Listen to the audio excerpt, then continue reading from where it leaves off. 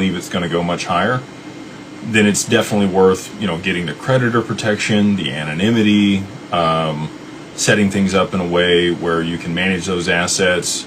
You want to own nothing and control everything. This is the way that the wealthy move. I'm sure that you've heard that. An LLC does that for you in Wyoming. It gets charging order protection there in Wyoming.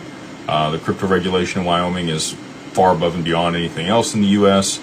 You get anonymity because there's attorney-client privilege in Wyoming. And, as you dole out that income or create income or have capital gains or do whatever you're going to do with your crypto over the long term, you can mitigate those taxes. Now, it's not an immediate write-off. It's a pass-through entity.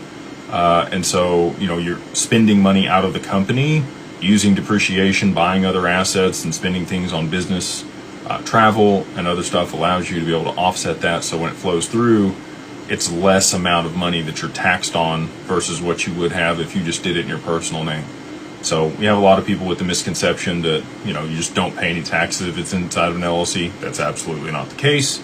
But if you have CPAs and other people that you're working with, they can absolutely help you mitigate the taxes because you have the full breadth of the tax code to be able to offset that income, which you definitely do not have in your personal name.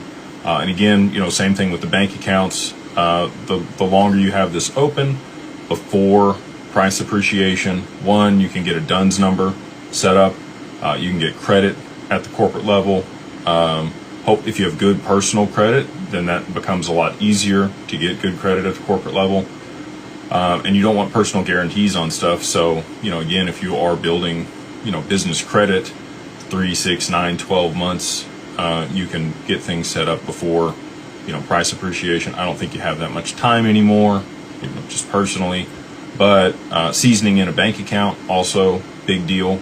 Ideally, you want to have a bank account open for 3, 6, 9 months in the name of the business, doing some transactions and, moving money around and getting comfortable with that institution before you move, a large lump sum of 7 or 8 figures if you are going to take some serious profit into that account to keep them from flagging it or freezing it or holding it back. And when you are setting up the account, a lot of times banks will ask you how much money you plan to move through the account.